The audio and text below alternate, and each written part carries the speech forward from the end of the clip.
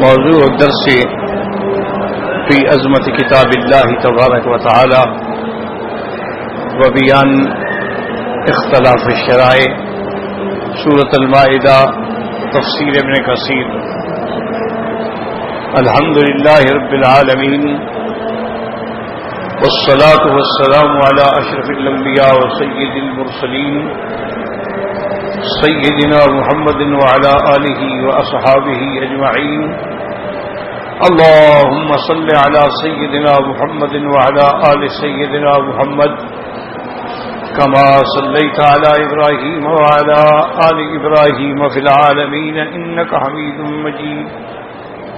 أعوذ بالله من الشيطان الرجيم، بسم الله الرحمن الرحيم۔ وأنزلنا إليك الكتاب بالحق مصدقا لما بين يديه من الكتاب ومهيمنا عليه فاحكم بينهم بما أنزل الله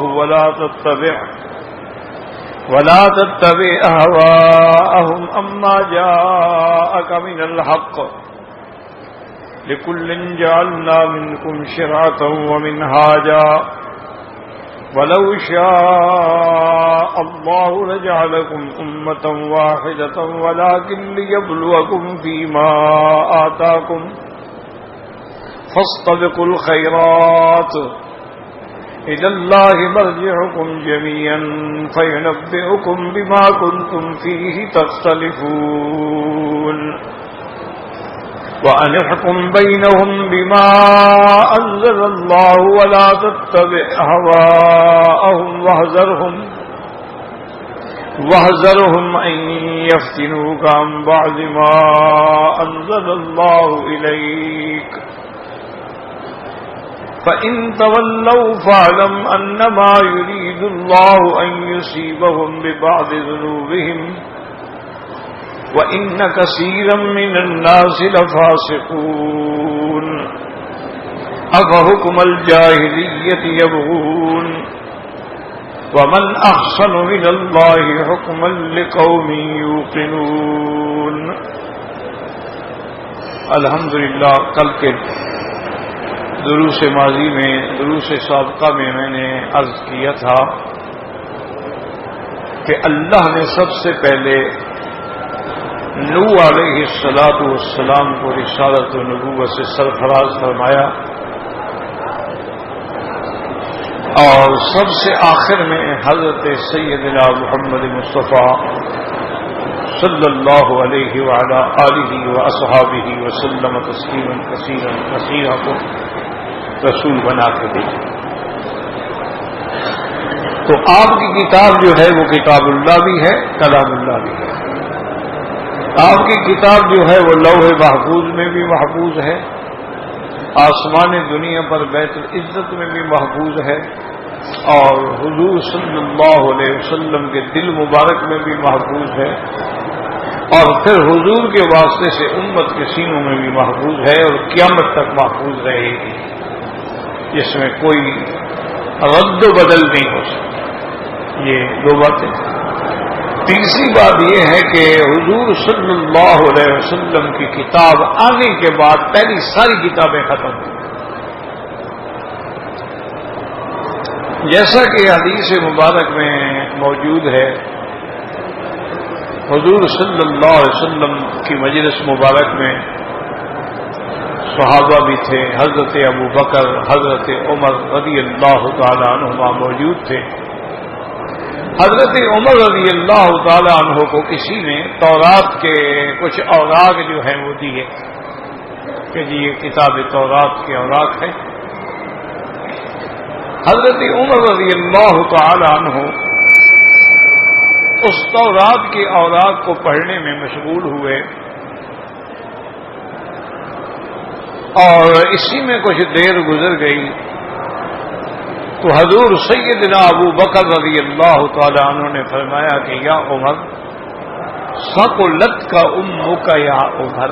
یہ ایک محاورہ ہے کہ کاش، جیسے ہم کہتے ہیں یار کاش تم پیدا ہی نہ ہوتے، کہ کاش تمہاری ماں نے اٹھایا ہی نہ ہوتا.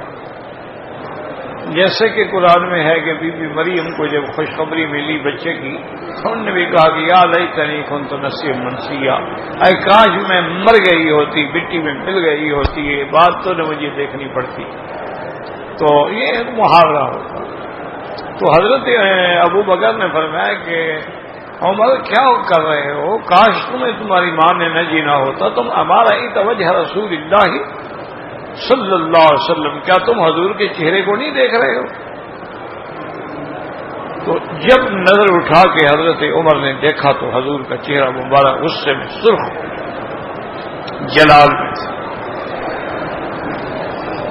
اور یہ بھی یعنی مقام ہے نا جی. ویسے تو دونوں ہمارے لیے عظیم ہیں، ابو بکر ہوں عمر ہوں، لیکن اللہ نے جو بات ابو بکر کو دی ہے وہ کسی کو نہیں. یعنی جس وقت حضرت عمر کی نظر تورات پہ تھی، ابو بکر کی نظر حضور کے چہرے پہ تھی. اسی لیے حضرت ابو بکر رضی اللہ تعالی عنہ کے اقوال میں یہ بات بڑی مشہور ہے کہ حبب الی من الدنیا بثلاث، مجھے دنیا میں 3 چیزوں کی محبت میرے دل میں اللہ نے ڈال دی ہے. اس میں فرمایا کہ ایک تو یہ ہے کہ البنت فی خدمت رسول اللہ، کہ میری بیٹی ہو حضور کے گھر میں اور حضور کی خدمت کرے. اور دوسری بات یہ ہے کہ المال فی ید رسول اللہ، مجھے یہ محبوب ہے کہ مال دولت میری ہو لیکن ہاتھ محمد مصطفیٰ کے، میرا مال ہو اور حضور لٹانے والے، حضور خیرات کر رہے. اور اس کے علاوہ جو مجھے محبوب ہے فرمایا النظر الی وجہ رسول اللہ، کہ میری آنکھیں ہوں اور حضور کا چہرہ ہو، بس میں دیکھتا ہی ہوں. رضی اللہ تعالی عنہ وارضاہ. تو حضور حضرت ابو بکر رضی اللہ تعالی عنہ کو یہ 3 چیزیں، اچھا خدا کی شان دیکھو کہ تینوں چیزیں اللہ نے ابو بکر کو عطا فرمائی، محبت بھی ڈال دی اور تینوں نعمتیں بھی عطا فرما دی کہ ابو بکر کا سارا مال حضور کے ہاتھوں پہ لٹ گیا. غلام خرید رہے ہیں، غریبوں کو دے رہے ہیں، مسکینوں کو دے رہے ہیں، بیواؤں کو دے رہے ہیں. 40,000 دینار سیدنا ابو بکر رضی اللہ تعالیٰ کے پاس سے جب اسلام لائے ہیں، اور جب ہجرت میں جا رہے تھے کچھ بھی نہیں کہا. گھر میں یعنی آپ کی بیٹیوں نے دادے کو مطمئن کرنے کے لیے چھوٹی چھوٹی پتھریاں اکٹھا کر کے صندوق میں رکھ کے بند کر دی. تو ابھی قحافہ کی نظر ختم ہو گئی تھی تو انہوں نے پوچھا کہ حل ترک لکم اعمالا، ابو بکر کو چھوڑ بھی گیا ہے کہ وہ اپنے محبوب کے ساتھ چلا گیا اور تم یہاں بھوکے رہو؟ انہوں نے کہا لا لا لا، ہاں دادا بہت کچھ چھوڑ گئے. وہ صندوق بھی لائے اور دادے نے ہلا کے دیکھی تو بھاری بھی تھی، آواز بھی آ رہی تھی. واہ ماشاء اللہ ماشاء اللہ، ترک لکم اعمالا کثیرا، تمہارے لیے بہت کچھ چھوڑ گئے، اب کوئی غم نہیں. تو یعنی یہ تمنا بھی پوری ہو گئی کہ مال سارا حضور کی خدمت میں خرچ ہوا. اور یہ تمنا بھی پوری ہوئی کہ البنت فی خدمت رسول اللہ، کہ میری بیٹی ہو اور حضور کے گھر میں.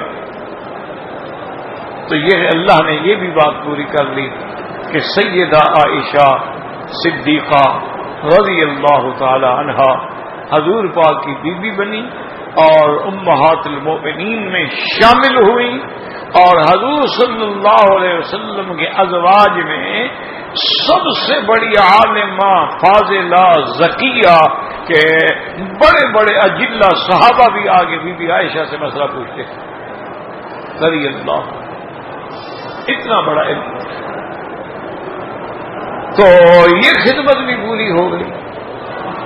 اور تیسری بات جو تھی کہ حضرت ابو بکر نے مانگا تھا کہ النظر الی وجہ رسول اللہ، کہ میری نظر ہو اور حضور کا چہرہ ہو. یہ بھی اللہ نے پوری کر لی کہ غار ہے تو حضور کا چہرہ ہے اور ابو بکر کی نظر ہے، سفر ہے، حضر ہے، مدینہ میں ہے، قباء میں ہے، ہر حال میں ابو بکر ساتھ ہے اور ابو بکر کی نظر حضور کے چہرے پہ ہے.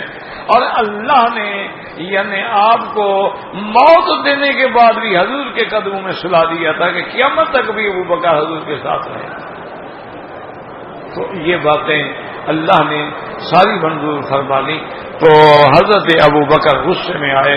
انہوں نے فرمایا اما ترى وجه رسول اللہ, کہ ابو عمر کیا کر رہے ہو تم حضور کا چہرہ نہیں دیکھ رہے ہو؟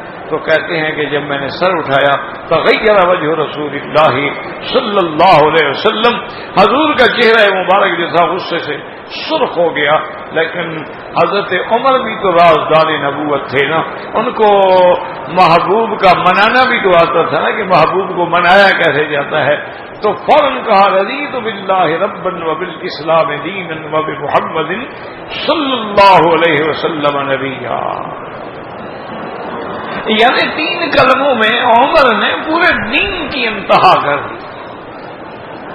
یعنی کمال ہے حضرت عمر کی فصاحت اور بلاغت کا کہ 3 کلمے 3 جملے اور اس میں سارا دین بھی آ گیا. حضرت عمر اسی لیے ان کا لقب تھا محدث. اور حضرت عمر محدث کا معنی یہ ہے کہ جس کی زبان پہ اللہ کی طرف سے القاءات ہوتے ہوں. اس لیے آپ دیکھیں کہ کبھی ایسا بھی ایک تو ہے نا کہ حضرت عمر نے رائے دی اور اللہ نے قبول فرما لی. جیسے مقام ابراہیم کا مسئلہ تھا تو حضور نے فرمایا نا طواف کے بعد بھی 2 رکعت کہاں پڑھی جائے. تو کسی صحابی نے کہا حضور حجر اسود کے سامنے پڑھیں, کسی نے کہا بابین الرکنین پڑھیں, کسی نے کہا حتیم کے اندر پڑھ لیں, کسی نے کہا کعبۃ اللہ کے دروازے کے سامنے پڑھ لیں. حضور نے پوچھا عمر تیری کیا رائے ہے؟ انہوں نے کہا حضور اگر میری رائے پوچھتے ہیں تو پھر مقام ابراہیم کے پیچھے کھڑے ہوں, کیونکہ یہی وہ مقام اور پتھر ہے جس پہ کھڑے ہو کے آپ کے ابا نے بنا کعبہ کی ہے, اور یہ جنت کا پتھر ہے جیسے حجر اسود جنت کا پتھر ہے, یہ بھی یاقوت تاج من یواقیت الجنہ میں شامل ہے, آپ وہاں کھڑے ہوں. حضور نے فرمایا ہاں بالکل ٹھیک ہے. حضور کو بھی بات پسند آئی اور جبریل بھی قرآن لے کے آ گیا واتخذوا من مقام ابراہیم مصلی, کہ محمد مصطفیٰ مجھے عمر کا فیصلہ قبول ہے, آپ مقام ابراہیم کو مصلی بنائیں. یعنی ایک تو یہ مقام ہے نا کہ آپ کی رائے کو اللہ نے قبول فرما لیا, بات سمجھو. اور یہ تو کئی مقام پہ ہوا ہے کہ حضرت عمر نے جو بھی رائے دی رضی اللہ عنہ تو اللہ تبارک و تعالی نے قبول فرما لیا. اسارہ بدر کے بارے میں ہے, عورتوں کے پردے کے بارے میں ہے, کئی مقام ہیں. لیکن ایک بات جو میں عرض کر رہا ہوں اس پہ ذرا غور کریں, وہ یہ ہے کہ حضور جب یہ آیت مبارک تلاوت فرما رہے تھے ثم خلقنا النطفة علقة فخلقنا العلقة مضغة فخلقنا المضغة عظاما فكسونا العظام لحما ثم انشأناه خلقا آخر فتبارك الله احسن الخالقین. تو یہ لفظ سب سے پہلے حضرت عمر نے کہے, حضرت عمر کی زبان پہ فتبارک اللہ احسن الخالقین, اور بعینہ انہی الفاظ میں اللہ کا کلام اترا. تو اس لیے علماء فرماتے ہیں یہ تو منع نہیں ہے نا, منع یہ ہے کہ اللہ نے اپنا کلام عمر کی زبان پہ پہلے ڈال دیا تھا. ہے تو اللہ کا کلام نہ, ہے تو اللہ کا, لیکن حضرت عمر کی زبان پہ اللہ نے ڈال دیا. ادھر نکلا ادھر سے وحی آ گئی فتبارک اللہ احسن الخالقین. تو حضرت عمر نے عرض کیا رضینا باللہ ربا وبالاسلام دینا وبمحمد نبیا صلی اللہ علیہ وسلم. اور اسی طرح ایک مسئلہ اور بھی یاد رکھ لو کہ وہ تو مشہور دعا مبارک ہے نا جو حضور نے ہمیں سکھلائی ہے کہ ہر اذان کے بعد جب اذان ختم ہو اور وہ کہے لا الہ الا اللہ رسول, تو آپ بھی کہیں لا الہ الا اللہ محمد رسول اللہ, اور پھر آپ درود شریف پڑھیں. درود وہ پڑھا کریں جو خود حضور نے پڑھا ہے, یعنی نماز والا. اس کے علاوہ بھی کئی درود مبارک صحیح ہیں, لیکن بہرحال آسمان و زمین کا فرق ہے. ایک درود کسی بزرگ کی زبان سے نکلا ہے, ایک درود کسی عالم کی زبان سے, ایک حضور محمد مصطفیٰ کی زبان سے. آسمان و زمین کا فرق. تو حضور نے فرمایا کہ درود پڑھیں اور درود پڑھنے کے بعد میرے لیے دعا کریں، اللہم رب هذه الدعوة التامة والصلاة القائمة آت محمد الوسیلۃ والفضیلۃ وابعثہ مقاما محمودا. یہ دعا پڑھیں. تو اصل میں تو یہ بھی حضور کی مہربانی ہے. حضور کو ہماری دعا کی کیا ضرورت ہے؟ ٹھنڈے دل سے سوچے، حضور کو کوئی ضرورت ہے ہمارے پاس؟ اچھا پھر یہ ہے کہ الذی وعدتہ، اللہ تو وعدہ بھی کر چکے ہیں. جب وعدہ بھی ہو چکا پھر دعا کی کیا ضرورت ہے؟ لیکن حضور نے فرمایا جو شخص میرے لیے یہ دعا کرے گا میرے اوپر اس کی شفاعت واجب ہو گئی، میں اس کی شفاعت کروں. حضور اصل میں ہماری شفاعت کرنا چاہتے ہیں نا، کہ ہیں تو یہ بڑے بھیڑے گناہگار ہیں، ان کے اعمال تو ٹھیک نہیں، چلو ایک دعا ہی مانگنا، اسی وجہ سے میں شفاعت کر دوں گا کہ انہوں نے میرے لیے دعا مانگی تھی. تو حضور کسی کا احسان تو نہیں رکھنا چاہتے نا. فرمایا واجبت شفاعت، واجبت علیہ شفاعت ہو. تو اچھا وہ جو میں کہنا چاہتا ہوں یہ تھا کہ بعض حدیثوں میں یہ ہے کہ اس دعا کے بعد یہ بھی کہو کہ وَبَعَثْ مَقَامًا مَحْمُودًا الَّذِي وَعَدتَّهُ إِنَّكَ لَا تُخْلِفُ الْمِيعَادَ رضینا باللہ ربا وبالاسلام دینا وبمحمد نبیا ورسولا. تو یہ بھی کہیں ساتھ. تو یہ الفاظ بھی دعا میں موجود ہیں. تو حضرت عمر نے یعنی ایسی بات کی ہے کہ حضور کا غصہ مبارک فوراً ختم ہو گیا. انہوں نے کہا یا رسول اللہ رضینا باللہ، اللہ کو ہم نے اپنا رب مان لیا، الوہیت کے بھی کہا، ربوبیت بھی کہا، اسلام کو ہم نے اپنا دین بنا لیا، آپ کو اپنا ربی مان لیا، پھر ناراضگی کی کیا بات؟ حضور نے فرمایا عمر لو کان موسیٰ حیا لما وسعہ الا اتباعی. اگر آج موسیٰ علیہ السلام زندہ ہوتے تو وہ بھی میری اتباع کرتے. تم قرآن ہوتے ہوئے تورات پڑھ رہے، جب قرآن آ گیا تورات ختم، سب کتابیں ختم، ہر چیز ختم. اب کسی اور کی طرف نظر اٹھا کے دیکھنے کی ضرورت کیا ہے؟ تو یہ مقام ہے قرآن کا. سمجھیں کہ اللہ کا قرآن اتنا جامع مانے کامل مکمل. تو 3 مقام پہ تو اللہ نے حفاظت کر دی، اور چوتھی حفاظت کا ذریعہ کیا بنایا کہ اللہ نے حضور کی امت کے سینے جو ہیں ان کو قرآن کی حفاظت کا ذریعہ بنایا کہ حضور کی امت کے سینوں میں بھی قرآن محفوظ ہو گیا. اور یاد رکھیں آپ جو لوگ پڑھے لکھے ہیں، جن کو انٹرنیٹ وغیرہ یا فیس بک وغیرہ ان چیزوں کی سمجھ ہے، ہمیں تو سمجھ نہیں ہے، اگر آپ کو ہے تو اس پہ آپ چیلنج کریں پوری دنیا. دیکھو نا وہ بھی تو ہمیں چھیڑتے ہیں نا بلا وجہ. آپ بھی چیلنج کریں پوری دنیا کو، یہود کو، نصارہ کو، ہنود کو، وثنی کو، سکھ کو، بدھ مت کو، ید مت کو، سب کو چیلنج کریں کہ بھائی اگر تمہارے اندر جرأت ہے تو اپنی کتابوں کا ایک حافظ پیش کرو. عیسائیوں تمہارے اندر جرأت ہے تو انجیل کا حافظ پیش کرو. اگر یہودیوں تمہارے اندر جرأت ہے اور تمہارے اندر اتنی جدید ٹیکنالوجی ہے، اتنی دولت ہے، اتنا سرمایہ ہے، اتنا پیسہ ہے، اور تم ساری دنیا کو لیبر آف اکانومی جو ہے وہ آپ لوگوں نے اپنے ہاتھ میں رکھا ہوا ہے، تو ایک حافظ تورات تو پیش کرو. اور ہم اس کے مقابلے میں ایک نہیں بلکہ ہر بستی، ہر قصبہ، ہر یونین، ہر تحصیل، ہر ضلع، ہر صوبہ، ہر ڈویژن، جتنے کہو قرآن کے حافظ پیش کرنے کے لیے تیار ہیں. اچھا ہمارے مسلمان اگر بلاد کفر میں بھی آباد ہو گئے ہیں، ہمارے مسلمان اگر کافروں کے ملک میں بھی آباد ہو گئے ہیں، لیکن وہاں بھی انشاءاللہ حافظ ملیں گے. باقاعدہ تراویح ہوتی ہے، باقاعدہ حافظ ہیں، باقاعدہ مسجدیں ہیں، باقاعدہ امام ہیں، باقاعدہ عیدین ہیں، باقاعدہ نماز ہے. یعنی قرآن اللہ نے لوح محفوظ پر، بیت العزت پہ، اور پھر حضور کے سینے میں، اور حضور کے سینے کی برکت سے امت کے سینوں میں بھی قرآن قیامت تک محفوظ کر کہ 7 سال کا بچہ کھڑے ہو کے قرآن سنا دیتا ہے۔ یہاں پر سعودی عرب میں القسیم ایک جگہ کا نام ہے، وہاں ایک بچے نے، اس کا نام بھی یحییٰ ہے، اس نے 6 مہینے میں قرآن حفظ کیا، 6 مہینے میں پورا قرآن کا حافظ ہے۔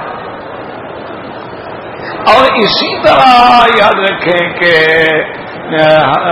میرے اپنے ماموں تھے، بہت بڑے عالم تھے، شمس الدین ان کا نام تھا، اور بڑے عالمی تھے۔ تو رمضان المبارک میں وہ ہمیشہ کسی شاگرد کو بلاتے تھے بھی تراویح پڑھائے۔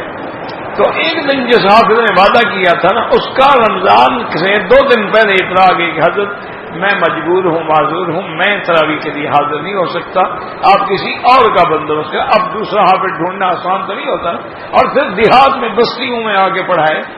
شہروں میں تو سارے آ جاتے ہیں نا حافظ بھی سارے، کیونکہ شہروں میں تو ماشاءاللہ ان کو رہائش بھی اچھی ملتی ہے، اے سی بھی ملتے ہیں، اور رمضان بھی اچھا گزرتا ہے، شام کو پکوان بھی اچھے ملتے ہیں، افطار پہ انواع و اقسام کے کھانے اور شربتیں بھی ملتی ہیں۔ دیہات میں کیا ملے گا بھائی، سوکھی روٹی پر افطار ہوگا۔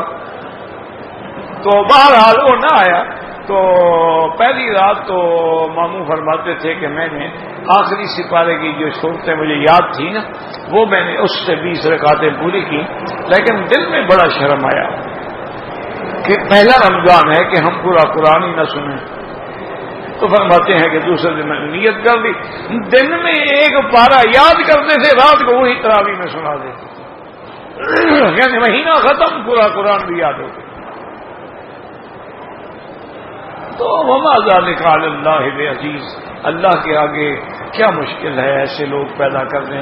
امام بخاری دیکھیں، امام ترمذی دیکھیں، بڑے بڑے ائمہ دیکھیں جنہوں نے لاکھوں حدیثوں کے ذخیروں کو اپنے سینوں میں محفوظ رکھا، اپنے دماغوں میں محفوظ رکھا ہے۔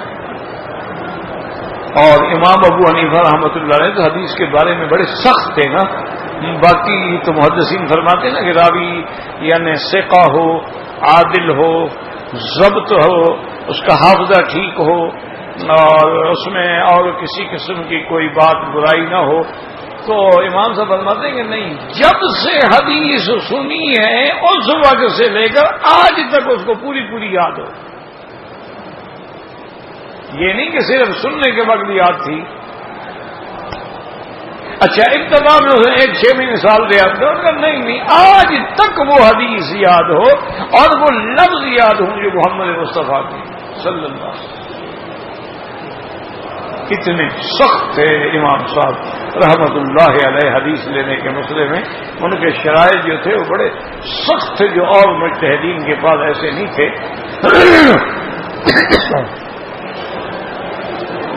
تو بہرحال میرے کہنے کا مقصد یہ تھا کہ جب قرآن آ گیا تو ساری کتابیں ختم، سارے دین ختم۔ اب مشکل جو تھی نا، جو اس پہ ہم کل بات کر رہے تھے، کہ وہ لوگ یہ کہتے ہیں کہ جناب اگر آپ لوگ کہتے ہیں کہ ربنا واحد و الہنا واحد و دیننا واحد، کہ ہمارا رب بھی ایک ہے، خدا بھی ایک ہے، دین بھی ایک ہے، وہ کہتے ہیں پھر یہ شریعت کا اختلاف کیوں ہے کہ یہ شریعت عیسیٰ ہے، یہ شریعت موسیٰ علیہ السلام ہے، یہ شریعت ابراہیم الخلیل علیہ السلام ہے، یہ شریعت یعقوب علیہ السلام ہے، تو یہ پھر اختلاف کیوں ہے؟ جب تمہارا سب کچھ ایک ہے تو بات ختم ہو گئی۔ تو یہ دشمن یہ اعتراض کرتے، یاد رکھیں۔ دوسرا اعتراض وہ یہ کرتے ہیں کہ پھر قرآن میں یہ ناسخ اور منسوخ کیوں ہے کہ پہلے ایک حکم آیا، اللہ نے بعد میں اس کو ختم کر دیا۔ اچھی طرح بات سمجھو، تھوڑی سی مشکل بات ہے، لیکن توجہ کرو گے تو مشکل نہیں ہے، توجہ نہ کرو تو پھر تو بہت واقعی مشکل ہے۔ ہر مسئلے کے لیے توجہ اور ارتکاز کامل کی ضرورت ہے۔ کوئی بات نہیں، چل رہا تھا، گزارا ہو رہا تھا، ٹھیک ہے یار، کیا ہو گیا؟ دعا تو یہ کرو کہ ہم نہ ٹوٹ جائے نا، یہ ٹوٹ جائے تو کیا فرق پڑے گا؟ ان کا کیا فرق اور آ جائے گا؟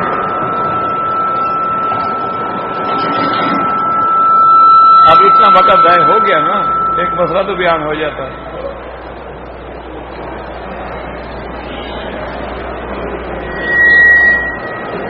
یہ تو عارضی چیزیں ہیں نا جی۔ چلو اس کی آواز ہی ختم ہو گئی، اس کی تو آواز تو ٹھیک تھی، لا حول ولا قوت الا باللہ، وہ ساری بات ہی دماغ سے بھائی نکل جاتی ہے نا۔ آدمی انسان ہوتا ہے نا، جب ایک بات کر رہا ہو اس کو اس وقت نہیں چھیڑنا چاہیے۔ ٹھیک ہے چل رہا تھا، کل بنا لیتے، جزاک اللہ آپ نے مہربانی کی، لیکن ہمیں تو مہنگی پڑی مہربانی۔ تو اب جناب پوری طرح بات کو سمجھیں اور غور کریں۔ ایک اعتراض تو یہ ہے کہ جب سب دین کے اصول ایک ہیں تو پھر شریعت مختلف کیوں ہے؟ یہی ہمارے سبق میں ہے، میں ایسے نہیں کہہ، لِكُلٍّ جَعَلْنَا مِنْكُمْ شِرْعَةً وَمِنْهَاجًا، ہم نے سب کے لیے شریعت اور دستور بنا دیا۔ اور آگے اللہ نے یہ بھی فرمایا وَشَاءَ اللَّهُ جَعَلَكُمْ أُمَّةً وَاحِدَةً، اگر اللہ چاہتے تمہیں ایک طریقے پہ رکھتے، ایک امت بنا دیتے، کوئی اختلاف نہ ہوتا۔ ایک اعتراض ان کا یہ ہے، اور دوسرا اعتراض ان کا یہ ہے کہ بھئی یہ ناسخ منسوخ کیوں ہے کہ ایک حکم آتا ہے پھر وہ منسوخ ہو جاتا ہے؟ تو یہ وہ کہتے ہیں کہ حکم بدلنے کی ضرورت تو ان لوگوں کی ہوتی ہے کہ جن کو پتہ نہیں ہوتا کہ کل کیا ہوگا۔ اب دیکھو نا، دنیا کی پارلیمان ہے، سینٹ ہیں، قوانین بنانے کے ادارے ہیں، وہ یا آپ کے کوئی کاروباری ادارے ہیں، وہ ایک قانون بناتے ہیں، ایک ڈسپلن بناتے ہیں، لیکن سال 2 سال کے بعد تبدیل کرنا پڑتا ہے، کیونکہ وہ جو حالات آگے جا کے پیش آتے ہیں وہ پہلے تو پتہ نہیں تھا نا، مجبوراً ان کو تبدیلی کرنی پڑتی ہے۔ آسان مثال ہے، مثلا پہلے سزائے موت تھی، پھر اس کو روک دیا گیا، اب پھر اس کو بحال کر دیا گیا، حالات ہے۔ وہ کہتے ہیں کہ جب اللہ تبارک و تعالیٰ کو ہر چیز کا علم ہے، وہ علام الغیوب ہے، وہ علیم بذات الصدور ہے، لا یخفی علیہ خافیہ، اس پہ کچھ چھپا ہوا بھی نہیں ہے، وہ تمہارے پیدا ہونے سے پہلے بھی جانتا ہے۔ یعنی ماں کو پتہ نہیں ہوتا کہ میرے پیٹ میں جو بچہ ہے وہ کل کیسے ہوگا، شقی ہوگا، سعید ہوگا، نیک بخت ہوگا، بدبخت ہوگا، امیر ہوگا، غریب ہوگا، کثیر ہوگا، طویل ہوگا، چھوٹے قد کا ہوگا، بڑے قد کا ہوگا، جمیل ہوگا، قبیح ہوگا، اس کو کوئی پتہ نہیں، لیکن اللہ کو سارا پتہ ہے۔ ابھی ماں کے پیٹ میں ہوتا ہے، وہیں لکھ دیا جاتا ہے کہ اس کی موت کہاں آئے گی، عمر کتنی ہوگی۔ وہ کہتے ہیں کہ جب اللہ کو ہر چیز کا پتہ ہے تو پہلے ایک حکم دے کے پھر اس کو ختم کیوں کر دیا؟ اچھی طرح بات کو دماغ میں بٹھاؤ، بات ہوگی تو پھر جواب بھی سمجھ آئے گا۔ اگر سوال ہی سمجھ نہ آئے تو پھر جواب کیا سمجھ آئے گا؟ اس کی مثال، چلو آسان مثال میں دے دوں، مثال سے بات سمجھنی آسان ہو جاتی۔ وہ کہتے ہیں کہ جی حضور پاک بھی نماز مسجد اقصیٰ کی طرف پڑھتے تھے، پھر آپ مدینہ منورہ میں بھی آئے تو مسجد اقصیٰ کی طرف پڑھتے تھے۔ اچھا، مسجد اقصیٰ جو تھا اسی طرح پہلے انبیاء بھی پڑھتے تھے، موسیٰ علیہ السلام بھی مسجد اقصیٰ کی طرف نماز پڑھتے تھے نا، اسی لیے ان کو اللہ نے حکم دیا تھا نا کہ جہاد کرو اور جاؤ مسجد اقصیٰ میں داخل ہو۔ تو وہ تو قوم ہٹ گئی نا، انہوں نے کہا جی ہم تو نہیں جاتے، انہوں نے کہا ہم نہیں جاتے، وہاں بڑی سخت قوم ہے، ان کا مقابلہ ہم نہیں کر سکتے۔ حضرت موسیٰ علیہ السلام نے بڑا سمجھایا، انہوں نے کہا نہیں، فاذهب انت وربك فقاتلا، آپ جائیں، آپ کا خدا جائے، آپ جا کے لڑیں، ہم یہاں بیٹھے ہیں، ہم تو چوری کھانے والے مجنو ہیں، خون دینے والے مجنو تھوڑے۔ تو بہرحال تو اب یہ ہے کہ حضور مدینہ منورہ میں گئے تو 17 مہینے تک حضور پاک اسی طرف نماز پڑھتے رہے، مسجد اقصی کی طرف۔ پھر اللہ نے حکم دیا کہ اب حضور کی تمنا بھی تھی، دعا بھی تھی، درخواست بھی تھی، اللہ نے حکم دیا جی اب آپ کا قبلہ جو ہے وہ قبلہ ابراہیمی ہے، وہ بیت المقدس ختم۔ اور اگر آج ہم جیسے پہلے ہم کعبے میں کھڑے ہو کر بھی ادھر رخ کرتے تھے، سمجھو بات، مدینے میں کھڑے ہو کر بھی ہم ادھر رخ کرتے تھے، آج اگر ہم مسجد اقصی میں جائیں دعا کریں کہ اللہ مسجد اقصی کو یہودیوں کے ظلم سے آزاد کرائے، کچھ نہیں کر سکتے ہو، دعا شعا تو کر دیا کرو، اس میں تو تمہارے کوئی پیسے ایسے نہیں لگتے، دعا تو کر دیا کرو، شاید کسی وقت اللہ چاہے کسی کی دعا لگ جائے۔ تو اگر ہم آج مسجد اقصی میں کھڑے ہو کے نماز پڑھیں گے تو رخ ادھر کریں گے، ادھر نہیں کریں گے جو یہ کعبہ تھا اور کعبے کے قریب ہیں ہم ادھر پڑھ نماز ہی نہیں ہوگی، کیونکہ وہ تو قبلہ ختم ہو گیا نا۔ فَوَلِّ وَجْهَكَ شَطْرَ الْمَسْجِدِ الْحَرَامِ، وہ کہتے ہیں جناب ایسا کیوں ہوا؟ اب جناب ایسی یعنی بہت ساری مثالیں ہیں کہ پہلے نماز میں بھی بولنے کی اجازت تھی، بعد میں بند ہو گئی۔ اچھا، پہلے روزے میں یہ حکم ہوتا تھا کہ اگر کوئی آدمی رات کو یعنی عشاء کی نماز پڑھ کے اتفاق ہے تھکا ہوا سو گیا ہے تو اب سونے کے بعد نیند کھل جائے، چاہے آدھی رات کا نہیں کھا سکتا، بس اس کا روزہ شروع ہو گیا۔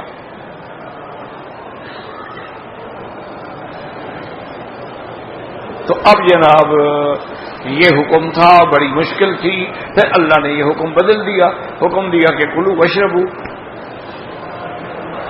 کھاؤ پیو حتیٰ تبین الخیط الابیض من الخیط الاسود من الفجر، جب تک صبح صادق نہ ہو تم کھاؤ پیو، کھانا بھی جائز، پینا بھی جائز، بیوی سے مباشرت بھی جائز۔ تو پہلا حکم ختم ہو گیا، یاد رکھیں۔ اچھا، اسی طرح پہلا حکم یہ تھا کہ جیسے دن میں روزے کے عالم میں کھانا منع، پینا منع، بیوی سے جمع کرنا منع، رات کو بھی منع۔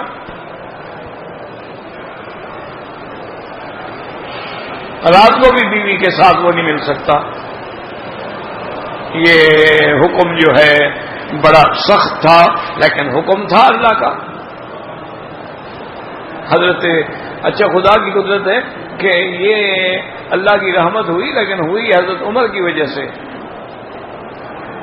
یہ رحمت بھی اللہ کی ہوئی لیکن حضرت عمر کی وجہ ہے۔ حضرت عمر آئے اور کہا ہلک عمر، ہلک عمر، حضور عمر تو برباد ہو گیا، عمر برباد ہو گیا۔ حضور بھائی کیا ہو گیا اللہ کے بندے سے؟ حضور نے کہا حضور آج رمضان کی رات ہے اور میں قابو نہیں کر سکا اور میں بیوی کے ساتھ مجامعت کر بیٹھا تو میں تو ہلاک ہو گیا، اللہ کے حکم کی خلاف ورزی کر دی۔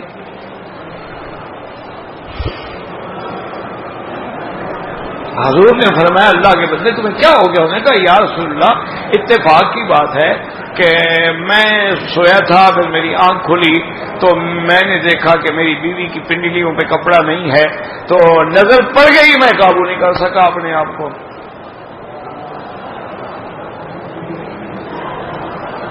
اللہ نے قرآن نازل کر دیا، واہ عمر تیری شان ہے، تم غلطی کرو اللہ قرآن بھیج دیتا ہے۔ عمر سے تو غلطی ہوئی نا، اسی لیے ہم کہتے ہیں نا صحابہ کی غلطیاں نہ نکالا کرو، ان کے لیے غلطی ہے، ہمارے لیے وہ دین ہے۔ صحابہ کی غلطیاں اکٹھی کرنے نہ بیٹھے کرو۔ بہت بڑے بڑے لوگوں نے، بڑے بڑے اسکالر نے، بڑے بڑے ڈاکٹرز نے غلطیاں ٹھوکریں کھائی ہیں صحابہ کے عیب، فلاں سے یہ غلطی ہوئی اور فلاں سے یہ۔ اللہ کے بندے جب ایک بات یہ ہے کہ جب غلطی کے بعد اللہ نے ان کو معاف کر دیا ہے، تم کون ہو غلطیاں نکال؟ رضی اللہ عنہم ورضوا عنہ، اللہ راضی ہو گیا، بات ختم ہو گئی۔ اور دوسری بات یہ ہے کہ ان کی غلطی ان کے لیے تو غلطی تھی، امت کے لیے دین بن گیا۔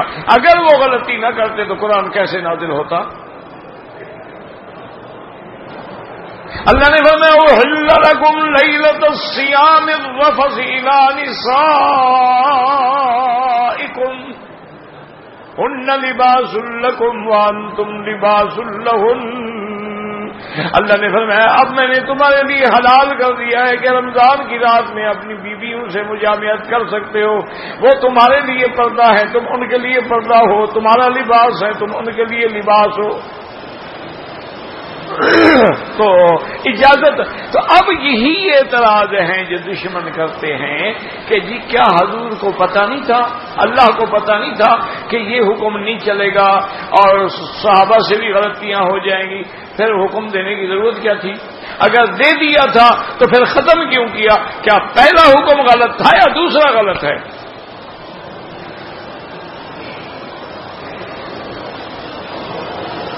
اگر پہلا غلط تھا نعوذ باللہ، اللہ تو غلطی سے پاک ہے، غلط حکم کیسے دیا؟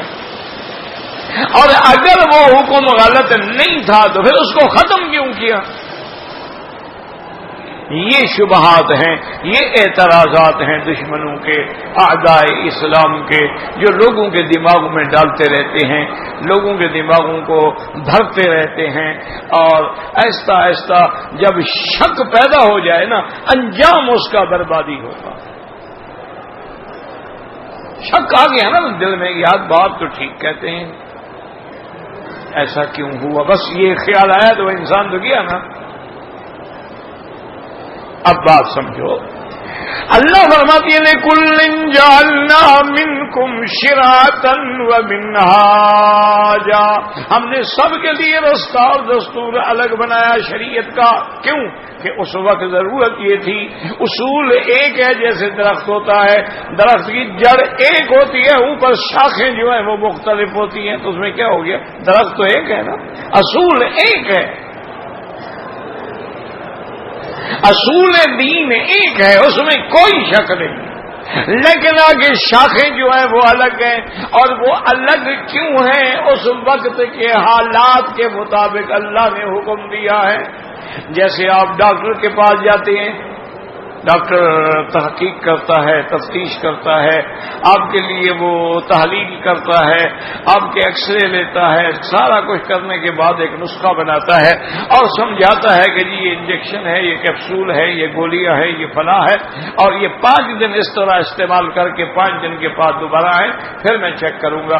آپ جب 5 دن کے بعد جاتے ہیں تو نسخہ بدل دیتا ہے. تو کیا ڈاکٹر پاگل ہے؟ پہلا نسخہ غلط تھا، اور اگر صحیح تھا تو بدل کیوں دیا ہے؟ تو کوئی بھی بے وقوف یہ نہیں کہے گا کہ ڈاکٹر پاگل تھا. وہ کہے گا حضرت آپ پاگل ہیں. اس وقت مریض کو ان دواؤں کی ضرورت تھی، ڈاکٹر نے لکھ دیا. جب اس کی طبیعت میں بحالی آ گئی، اس کی بیماری ٹھیک ہو گئی، اس کے جراثیم کمزور پڑ گئے، اس نے دوائیں بدل دی. انہوں نے کہا یہ تو مریض کی طبیعت کے مطابق نسخہ لکھا گیا، ڈاکٹر تو جاہل نہیں تھا. تو اللہ تعالیٰ سب جانتے تھے، لیکن یہ اللہ کی طرف سے حالات جانتے تھے.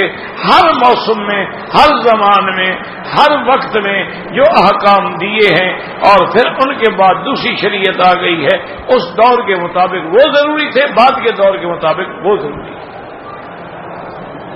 ایک بات یہ سمجھ لیں.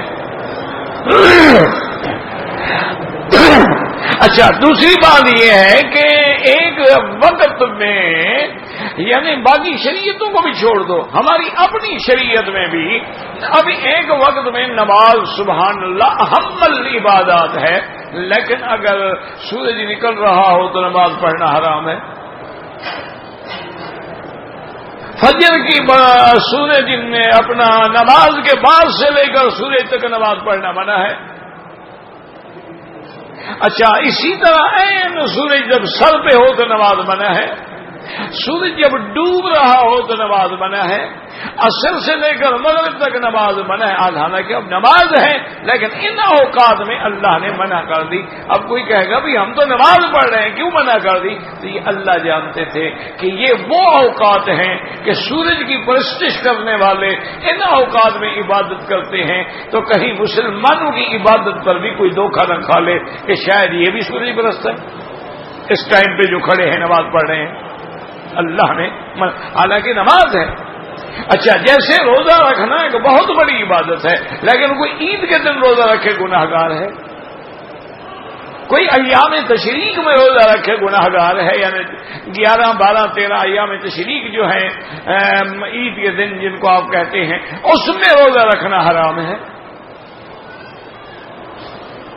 اب مسجد میں آئیں جہاں 2 رکعت تحیت المسجد پڑھنا سنت ہے، لیکن عید والے دن عید پڑھنے آپ آئے ہیں تو عید سے پہلے 2 رکعت پڑھنا منع ہے، آپ نہیں پڑھ سکتے۔ تو شریعت کے احکام ہیں کہ اللہ تبارک و تعالیٰ نے اوقات، اب دیکھیں کہ حج جو ہے وہ 9 کو ہوگا عرفات میں، کوئی آدمی 8 کو جائے سارا سال عرفات میں بیٹھا ہے، حج نہیں ہوگا۔ تو اللہ نے زمان بھی معین کی ہیں، مکان بھی معین کی ہیں، اور اسی کے اندر حکمتیں ہیں، اور سب سے بڑی حکمت کیا ہے؟ اللہ نے فرمایا ہم تمہارا امتحان لیتے ہیں۔ کیا مانا؟ امتحان یہ لیتے ہیں کہ تم میرے حکم کے پابند ہو یا اپنے احوا اور خواہشات کے پابند ہو۔ اور یار پرانا کعبہ تو مسجد اقصی تھا نا، ہم تو بس اسی کی طرف پڑھتے رہیں گے نماز، میرا حکم بھی آ گیا تو نہیں یہ ہم تو اسی کی طرف پڑھیں گے۔ اس کا مطلب ہے کہ تم اپنے خواہش کے بندے ہو، میرے حکم کے بندے نہیں ہو۔ میں نے جب کعبہ بدل دیا ہے تو لیس البر ان تولوا وجوہکم قبل المشرق والمغرب، کہ منہ مشرق کی طرف کرو یا مغرب کی طرف کرو، یہ نیکی نہیں، ولکن البر من آمن باللہ، اصل نیکی یہ ہے کہ اللہ کے حکم کی تعمیل کرو۔ پہلے وہ کعبہ تھا، اب یہ ہے، بات ختم ہو گئی۔ اللہ نے کہا کہ نماز وقت پہ پڑھو، ان الصلاۃ کانت للمؤمنین کتابا موقوتا، لیکن عرفات کا دن ہے، رحمت کا دن ہے، عید کا دن ہے، اور عتق عن النار کا دن ہے، اللہ کی شان کا دن ہے، لیکن حکم ہے کہ مغرب کا سورج ڈوب جائے، اذانیں ہو جائے، مغرب کی نماز نہیں پڑھنی عرفات میں، خبردار وہ مزدلفہ میں پڑھنی ہے۔ اللہ امتحان لیتے ہیں کہ یہ نماز پڑھتا ہے، یہ میرے حکم کی تعمیل کرتا ہے، تو ہم تو اس کے حکم کے بندے ہیں۔ نماز کیا ہے؟ وہ کہتے ہیں 2 رکعت پڑھو، ہم 2 پڑھتے ہیں، فرماتے ہیں 4 پڑھو، ہم 4 پڑھتے ہیں، وہ فرماتے ہیں مغرب کی 3 پڑھو، ہم 3 پڑھتے ہیں۔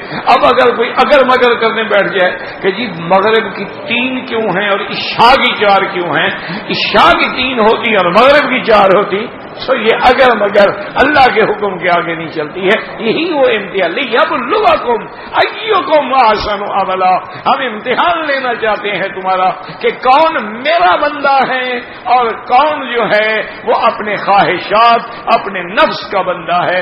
اسی لیے شریعتیں بھی بدلتی رہیں، نئی شریعت آئی، نیا امتحان شروع ہو گیا، نیا حکم آیا، نیا امتحان شروع ہو گیا۔ اسی لیے حکم ہے نا کہ جب قرآن اترتا تھا تو فَإِذَا تُلِيَتْ عَلَيْهِمْ آيَاتُهُ زَادَتْهُمْ إِيمَانًا وَهُمْ عَلَىٰ رَبِّهِمْ يَتَوَكَّلُونَ، جب صحابہ پہ قرآن پڑھا جاتا تو ان کا ایمان بڑھ جاتا۔ کیا ماننا؟ پہلے ایک حکم تھا تو ایک پہ ایمان تھا، پھر دوسرا آ گیا، دوسرے پہ آ گیا، ایمان بڑھتا گیا۔ تو اس لیے یہ ساری چیزیں جو ہیں وہ اللہ تبارک و تعالیٰ کی حکمتیں، یعنی کہ اللہ جانتے نہیں تھے، اللہ تو جانتے تھے، اللہ کے علم میں ہر چیز، لیکن انہوں نے رحمت فرما دی ہے تاکہ ہمارا امتحان ہو جائے۔ اور جو بزرگ لوگ ہیں نا، جو صوفیاء لوگ ہیں، لیکن ہم ان صوفیوں کو مانتے ہیں جو قرآن و سنت کے تابع چلنے والے ہوں، ان کو سب مانتے ہیں، یاد رکھو۔ جن کو تم وہابی کہتے ہو نا، یہ انہوں نے شیخ الاسلام ابن تیمیہ رحمۃ اللہ علیہ نے اپنے فتاوی میں تصوف پر بحث فرمائی ہے، وہ تمہارا عام مولوی بھی نہیں جانتا کہ کیا ہے۔ یہ تصوف کے منکر نہیں ہیں، یہ مداریوں کے منکر ہیں۔ یہ جو آج کل مداری بنے ہوئے ہیں نا جی، پیسہ کمانے کے لیے، کوئی اس میں اعظم کامل بنا ہوا ہے، کوئی بابا سنیاسی بنا ہوا ہے، کوئی فلانا بابا بنا ہوا ہے، کوئی بنگالی بابا بنا ہوا ہے، ٹیلی فون پہ استخارہ ہوتا ہے، ٹیلی فون پہ پھونک دے کے علاج ہوتا ہے، ان کے منکر ہیں کہ یہ کہاں سے نکلے ہیں؟ ورنہ جو اولیاء اللہ ہیں وہ تو اولیاء اللہ ہیں۔ الا ان اولیاء اللہ لا خوف علیہم ولا هم يحزنون، اللہ ولی الذین آمنوا۔ تو اولیاء اللہ کا تو مقام ہی اپنا ہوتا ہے نا، تو وہ اپنا کہتے ہیں، ایک جگہ ایک بزرگ نے پوچھا، کہنے لگے کہ بھائی تم اگر نماز پڑھ رہے ہو اس لیے نماز کی محبت میں پڑھ رہے ہو تو پھر یہ تو کوئی نماز نہ ہوئی نا، اصل بات تو اللہ کی محبت ہے۔ اگر تم نماز پڑھ رہے ہو کہ جنت ملے تو تم تاجر ہو، لالچی ہو، جنت کی لالچ میں پڑھ رہے ہو نا، اللہ کے لیے تو نہیں پڑھ رہے ہو نا۔ اچھا اگر تم جہنم سے ڈر کے پڑھ رہے ہو تو اچھا بزدل ہو، خوف سے پڑھ رہے ہو نا کہ ڈنڈے پڑیں گے جہنم میں ڈالیں گے۔ انہوں نے کہا نہ انہوں نے کہا بھی ہم تو نہ جنت ہے نہ جہاں، ہمیں تو اس کی رضا چاہیے اس لیے پڑھ رہے ہیں کہ ہمیں تو بس اللہ راضی ہو۔ بات یہ اس نے حکم دیا پڑھو تو ہم پڑھیں گے۔ جیسے ہارون الرشید نے ایک دفعہ خیال آ گیا، بادشاہ ہوتے ہیں نا، بادشاہوں کو تو پھر خیال بھی بادشاہانہ ہوتے ہیں نا، خیال آ گیا تو اپنے جتنے اس کی مجلس میں لوگ موجود تھے ان کو کہنے لگا کہ بھی دیکھو بات سنو، میرے محل میں بیٹھے ہو، میرے جو جس چیز پہ ہاتھ رکھے گا آج میں اس کو دے دوں گا۔ او خوش ہو گئے تو بھاگے جناب، کوئی کسی موتی پہ ہاتھ رکھ رہا ہے، کوئی ہیرے پہ ہاتھ رکھ رہا ہے، کوئی کسی قیمتی قالین پہ ہاتھ رکھ رہا ہے، کوئی کسی فانوس پہ ہاتھ رکھ رہا ہے، وہ سب چیزیں۔ ہارون رشید بیٹھے ہیں دیکھ رہے ہیں تماشا۔ ایک ہارون رشید کی ایک کنیز تھی، ایک باندھی تھی، وہ چپ کھڑی۔ جب سب نے اپنی اپنی چیزیں اٹھا لی تو ہارون رشید نے اس کی طرف دیکھا، باندھی کی طرف، تم چپ کھڑی ہو، تم نے کسی چیز کوئی چیز نہیں مانگی۔ اس نے کہا کہ آپ کا یہ وعدہ ہے کہ جو کوئی، انہوں نے کہا تم نے سنا نہیں، بادشاہوں کی زبان ہوتی ہے، جو کہہ دیا کہ آج بس میری مجلس تک جو کوئی جو چیز مانگے گا میں دے دوں گا۔ تو باندھی آئی اور اس نے ہارون رشید پہ ہاتھ رکھ لیا۔ اس نے کہا جی میں تو بس صرف آپ کو مانگتی ہوں، مجھے تو کچھ نہیں چاہیے۔ ہارون رشید حیران ہو گئے، انہوں نے پوچھا کہ ان کو بتاؤ۔ انہوں نے کہا بادشاہ سلامت، کسی کو سونا ملا، کسی کو چاندی ملی، مجھے جب آپ مل گئے تو سب کچھ مل گیا نا، یہ ساری چیزیں تو آپ کی ہیں، جب آپ میرے ہو گئے تو یہ تو پاگل ہیں، ہم نے کیا چنا ہے؟ تو اس لیے من کان للہ کان اللہ لہ، جو اللہ کے لیے اللہ کا بن جاتا ہے پھر اللہ بھی اس کے ہو جاتا ہے۔ اس لیے ہمارا عبادت ہو، طواف ہو، اصل کیا ہے؟ اللہ کا حکم، کہ اللہ کے حکم کی تھا۔ 7 چکر لگانے 8واں نہیں لگانا، 7 عبادت ہے 8واں گناہ ہے۔ صفا سے شروع کرنا عبادت ہے، مروہ سے شروع کرنا گناہ ہے۔ 9 کو حج پہ جانا جو ہے رحمت ہے، اگر کوئی 8 کو جا کے پڑھے یا 11 یا 10 کو پڑھے تو ناجائز ہے۔ حج ہمارا عرفات میں ہوتا ہے، مدینے میں جا کے بیٹھے رہو حج ہی نہیں ہوتا ہے۔ اچھا کعبہ شریف میں بیٹھ رہو 9 تاریخ کو احرام باندھ کے، عرفات نہ جاؤ پھر بھی حج۔ ہمارے ملک کے لوگ اچھے ہیں، وہاں تو پیروں کی مزار پہ بھی حج ہو جائے۔ بلکہ بلوچستان میں تو ایک پارٹی ہے باقاعدہ، یہ ہمارے بلوچ ایسے ہوتے ہیں نا اکثر، وہاں پہ وہ کہتے ہیں ذکری، اپنے آپ کو ذکری کہلاتے ہیں۔ انہوں نے اپنا کعبہ بنایا ہے، اپنی عرفات بنائی ہے، اپنا جبل رحمت بنایا، ہر چیز اپنی بنائی ہوئی ہے۔ اچھا وہ کہتے ہیں کیا نماز کیا روزہ، یہ سب کچھ اس کی ذکر کے لیے ہے نا، بس ذکر کرتے رہو، کسی نماز روزے کی ضرورت نہیں۔ اچھا نہ ان کے نزدیک کوئی نکاح ہے نہ طلاق ہے، کہتے ہیں بس ذکر کرتے رہو، باقی سب چیزیں حلال ہیں۔ ایسے بھی ہے، حتیٰ کہ آپ کے تو جو عاشق ہے نا جی، کیا کہیں ان کو، وہ کہتے ہیں کہ اس نے شعروں میں کہا ہے کہ مجھے جنت میں جا کے کیا کرنا ہے، مجھے کافی ہیں بغداد کی گلیاں، بس عبد القادر جیلانی کی گلیاں جو ہے نا، وہ کہتے ہیں مجھے یہی کافی ہیں، میں نے جنت میں جا کے کیا لینا ہے۔ اس بدبخت کو یہ پتہ نہیں کہ عبد القادر تو جنت میں چلا جائے گا، تم یہاں بھٹکتے رہو گے، بدبخت پر جہنم میں ملے گی اور کیا ملے گا؟ وہ تو جنت میں چلے جائیں گے نا، تم بغداد کی گلی میں پھرتے رہو، تو بس ہماری بدقسمتی ہے اور کیا کریں۔ کعبے کو بوسہ نہیں دے سکتے میرے بھائی، یہی تو میں بتا رہا ہوں نا، حضور نے حجر اسود کو بوسہ دیا ہے، سنت ہے۔ حضور نے رکن یمانی کو ہاتھ لگایا، ہاتھ لگانا سنت ہے۔ باقی جگہ حضور نے بوسہ نہیں دیا تو نہ دینا سنت ہے۔ جائیداد زمین خریدی گئی ہو اور لمبے عرصے سے خالی پڑی ہو، اس پہ زکوٰۃ دینی پڑے گی؟ میرا بھائی بات یہ ہے کہ زمین تم نے خریدی ہے کاروبار کے لیے یا گھر بنانے کے لیے یا کس کے لیے؟ اگر تم نے گھر بنانا ہے تو کوئی زکوٰۃ نہیں، اگر اس لیے پلاٹ پڑا ہے کہ قیمتی ہو جائے گا بیچ دوں گا تو پھر ہر سال کی زکوٰۃ دینی پڑے گی۔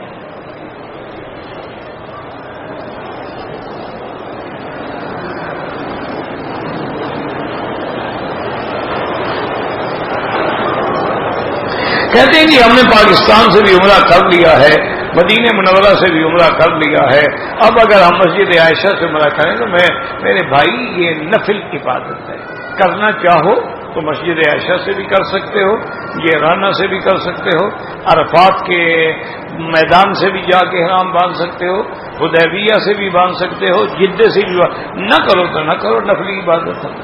لیکن ایک بات یاد رکھو، مکے میں رہتے ہوئے عمرے سے بھی افضل طواف ہے۔ کیا مانا؟ یعنی عمرے میں لگتے ہیں 2 گھنٹے، تو 2 گھنٹے اگر طواف کرتے رہو تو یہ زیادہ ثواب ہے۔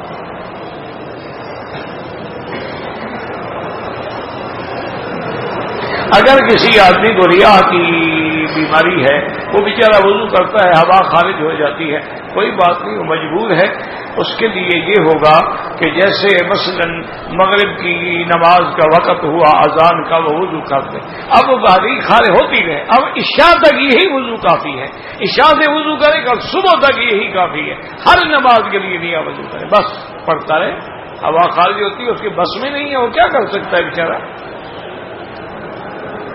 میری والدہ فوت ہو گئی، اللہ مغفرت فرمائے، اور یا اللہ جتنے فوت ہو گئے ہیں سب کی مغفرت فرما، اللہم اغفر لنا ولوالدینا ولوالد والدینا ولمشائخنا ولاساتذتنا والحق علینا ولمن اوصانا واستوصانا ولجميع المسلمین والمسلمات والمؤمنین والمؤمنات الاحیاء منهم والاموات، اللہم اغفر امت محمد صلی اللہ علیہ وسلم، اللہم ارحم امت محمد صلی اللہ علیہ وسلم۔ حضور اپنا ولادت کے بعد یعنی تقریباً 3 سال 4 سال کی عمر تک بنی سعد میں رہے، وہ تو بی بی حلیمہ واپس کرتی تھی لیکن بی بی آمنہ پھر واپس بھیجتی تھی، بی بی حلیمہ کئی دفعہ لے کے آئی لیکن حضور بی بی آمنہ نے قبول نے کہا نہیں ابھی رہنے دو ابھی رہنے دو ابھی رہنے دو، کیونکہ آتا ہے نا کہ حضور پھر اپنے بھائیوں کے ساتھ رضائی بھائیوں کے ساتھ وہ جب بکریاں لے کے جاتے حضور بھی ساتھ چل پڑتے تھے، انہیں کہ چلنے کے قابل ہو گئے تھے نا۔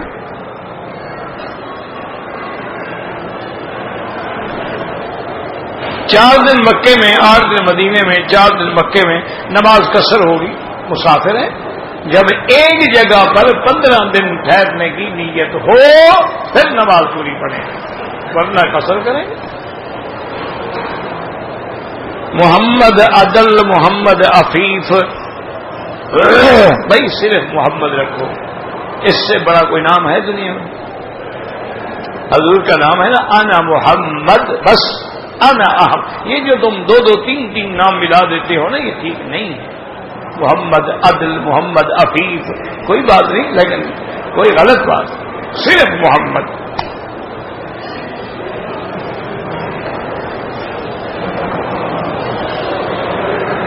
میرے دوست ایڈوکیٹ رانا اعجاز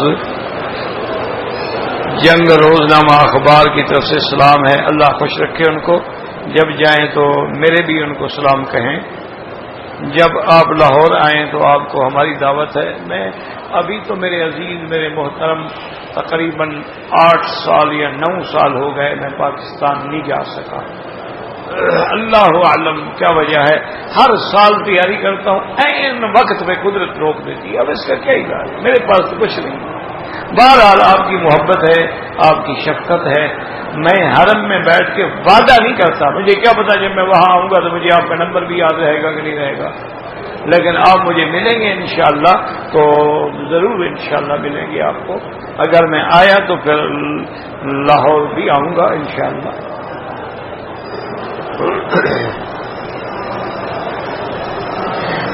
بہاولپور میں حکیم جنید بلوچ جو ہیں اسپتال میں شعبہ طب میں ہیں، آپ کی خدمت میں سلام کر رہے ہیں۔ اچھا، نشانی ان کی جمالی صاحب اور علامہ ارشد کی ہاں بالکل ٹھیک ہے جی، مجھے یاد آ گیا، یہ جمالی صاحب کے بیٹے ہوں شاید، تو باہر صورت ان کو اللہ خوش رکھے، ان کی بہت بڑی مہربانی ہے کہ مجھے انہوں نے یاد کیا۔ علامہ ارشد رحمۃ اللہ علیہ، ان کا تو خیر نام بھی رحمۃ اللہ ارشد تھا، تو میرے محسن تھے وہ، اللہ ان کی قبر پہ کروڑوں رحمتیں کرے۔ عقیقہ میرے بھائی جو ہے نا 14 دن یا 21 دن کے بعد وقت ختم ہو گیا، پھر عقیقہ نہیں ہوتا، ضرورت ہی نہیں ہے عقیقے کی، عقیقہ بلا عقیقہ 7ویں دن کرو یا 14ویں دن، زیادہ سے زیادہ 21ویں دن، اس کے بعد وقت ختم ہو۔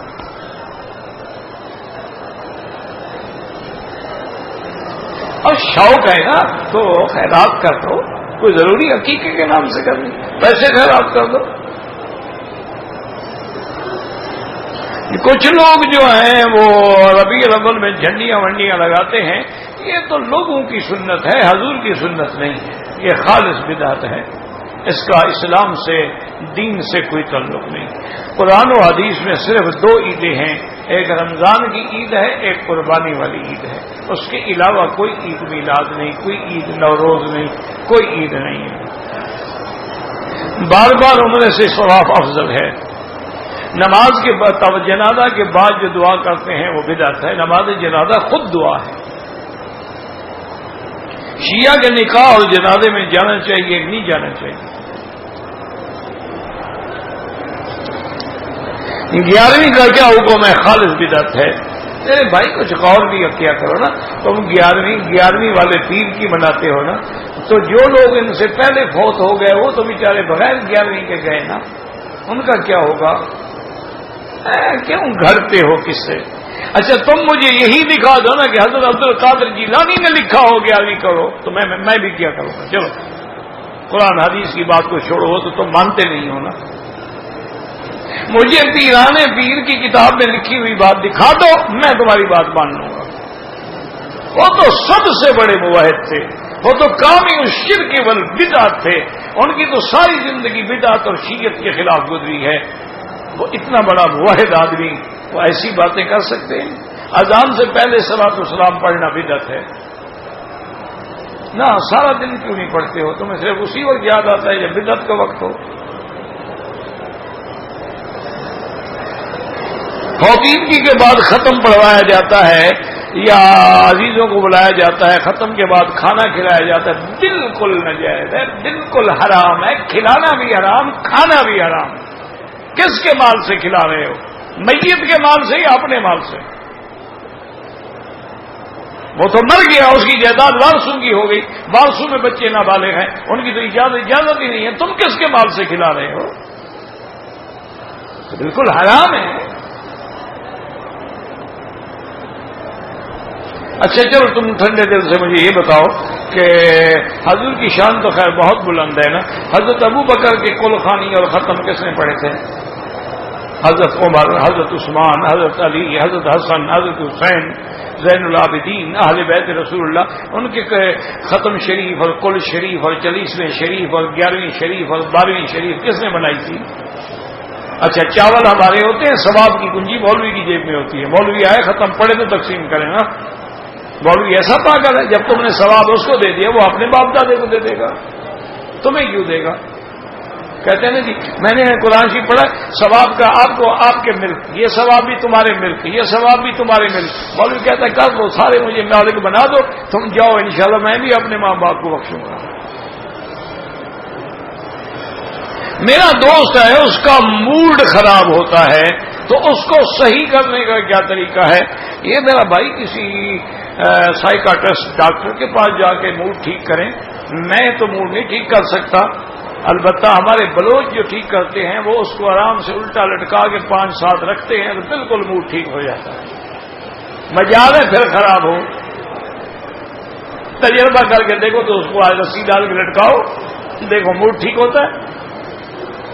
بہانے ہیں حضرت، سب پیسوں کے بہانے ہیں، غریب مزدور کا موڈ تو خراب نہیں ہوتا جو 12 گھنٹے دھوپ میں کھڑے ہو کے کام کرتا ہے، تھکا ہارا آتا ہے، سوتا ہے، نہ گولی کی ضرورت ہے نہ دوا کی ضرورت ہے، بے ہوشی کی نیند آرام سے۔ اسی لیے کسی نے کہا تھا نا کہ جب کچھ نہیں ہے تو دعا دیتا ہوں رہزن کو کہ بھئی سب کچھ لوٹ لیا، اب کچھ ہے نہیں، نیند تو آرام سے کرتے ہیں نا۔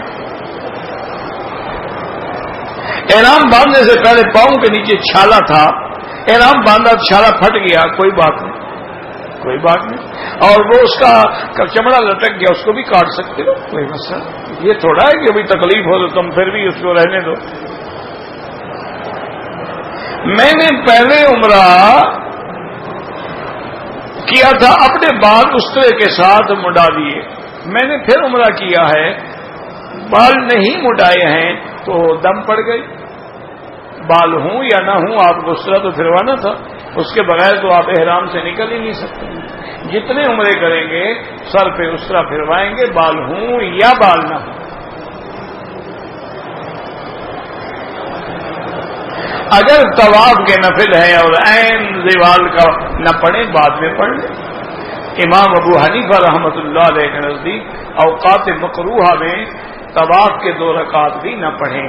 یہاں کے امام فرماتے ہیں کہ ہر وقت جائز ہے، تو کوئی جھگڑا نہیں ہے۔ یہ اصل میں یوں دیکھیں نا، مثلا آپ نے عصر کے بعد طواف کیا لیکن آپ کو ارادہ ہے کہ میں انشاءاللہ مغرب پڑھ کے حرم سے نکلوں گا، مغرب کے بعد پڑھیں آرام سے تاکہ کوئی حدیث آپ کی مخالف نہ ہو۔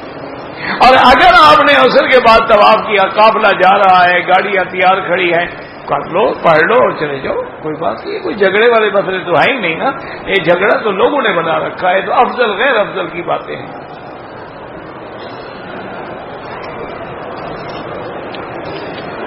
اب میرا بھائی پتہ نہیں یہ ضرب تقسیم کیا لکھا، اچھا ادھر سے ہے۔ احرام کی حالت میں ناک سے کافی تعداد میں خون نکلا، کوئی حرج نہیں، خون بھی تمہارا نکلا ہے، سزا بھی تمہیں ملے۔ عجیب بات ہے، اللہ نے عقل نہیں دیا ہے، کوئی بھوسا بھرا ہوا ہے۔ بھئی تیرا خون نکلا ہے تو تمہیں الٹا کچھ کھلانا چاہیے، کوئی دودھ شدھ پلانا چاہیے گھی ڈال کے، یہ تو نہیں کہ تمہیں جرمانہ کرنا چاہیے۔ کوئی جرمانہ نہیں، کچھ بھی نہیں تمہارے عمرے میں۔ کیا دم؟ کوئی دم شب نہیں، دم کے بجائے بھئی جب دم ہے نہیں زبردستی تم نے روزے رکھنے ہیں۔ پاکستان میں دم کیوں دو؟ دم ہے ہی نہیں تم پر۔ اللہ کے بندے یہ سمجھتے ہیں کہ خون نکل گیا تو دم پڑ گیا، اللہ کے بندے کیوں؟ خون بھی تمہارا نکلے، چوٹ بھی تمہیں لگے، تکلیف بھی تمہیں ہو، اور اللہ سزا بھی تمہیں دے کے بکری بھرو، یہ اچھی بات ہے۔ بالکل کوئی دم شم نہیں، کوئی غم نہ کرو، کوئی فکر نہ کرو، اور بلا وجہ اپنے آپ کو پریشان نہ کرو۔ نہیں، عمرے میں ہر عمرے کے بعد حلق کرنا ضروری ہے۔ دیکھو نا، ہاں اگر بال بڑے ہیں، آپ نے اتنے پہلے کاٹ دیے، پھر اتنے کاٹ دیے، پھر اتنے کاٹ دیے تو ٹھیک ہے، لیکن آپ نے پہلی دفعہ اس طرح پھروا دیا، اس طرح پھروائیں گے۔